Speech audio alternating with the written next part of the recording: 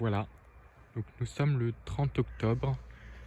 Donc je vais faire déjà le bilan du mois d'octobre, vu que le temps ne change plus trop. Soit c'est du soleil, soit c'est de la grisaille. Donc aujourd'hui c'était de la grisaille. C'est de la grisaille. Donc on avait des brouillards ce matin à Paris aussi. Et puis lundi, donc le 28. Sinon on tire un bilan d'un mois d'octobre assez doux, que très arrosé en première quinzaine surtout, puisque après pour la deuxième quinzaine, les anticyclones ont commencé à ralentir les pluies, voire presque les arrêter. Donc c'est surtout grâce à l'ex-ouragan Kirk qui a donné des pluies exceptionnelles qu'on se retrouve avec encore un cumul excédentaire, 84,5 mm au lieu de 33 mm. Et pour les températures, au niveau national, il va se situer à peu près à plus 1 degré dans ces eaux-là. Donc un mois un peu plus chaud que les moyennes quand même, parce qu'il a fait relativement doux au cours de ce mois. Sinon là, en termes d'actualité météo, le temps va pas beaucoup évoluer ces prochains jours à cause d'un blocage anticyclonique. Par contre, hier, il y a eu une grosse catastrophe en Espagne avec 500 mm d'eau en quelques heures, donc des crues vraiment dévastatrices avec 51 morts. Il y avait une alerte rouge et c'est à cause de la goutte froide justement qui s'est liée. La goutte froide s'est positionnée sur l'Espagne avec même de la neige à 1600 mètres au Maroc. Et comme la mer Méditerranée était encore à 22 degrés dans cette zone de la Méditerranée, le conflit a provoqué des pluies torrentielles qui ont provoqué ce drame avec même 4 tornades signalées.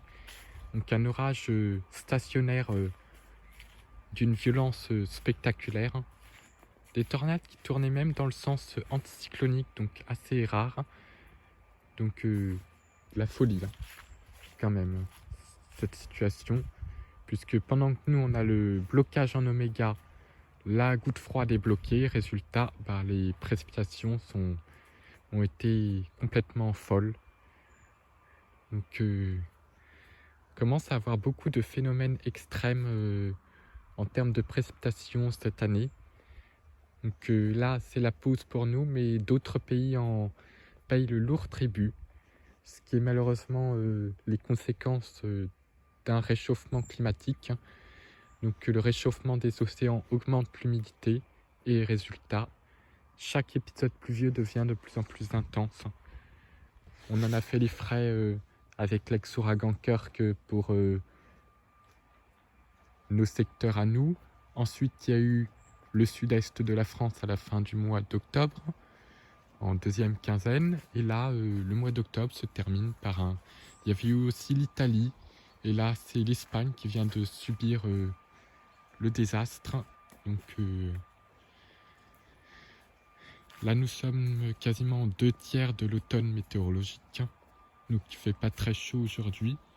Et donc ça va être le moment de faire une pause en météo, en espérant que l'agitation revienne aux alentours de la mi-novembre. Surtout que d'ici là, les feuilles se seront bien retirées des arbres. Donc là, on a un très léger flux de nord-est. Et la situation va rester bloquée. Donc là, l'anticyclone est remonté un petit peu plus au nord. Et puis là, la situation va être bloquée. Donc plus question de descente polaire. Ça, c'est terminé.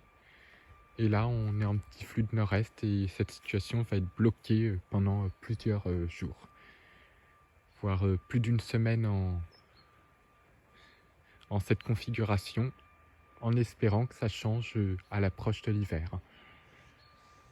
Pour information, les pays scandinaves commencent à bien se refroidir, où on recense de la neige dans le nord de la Suède et de la Norvège.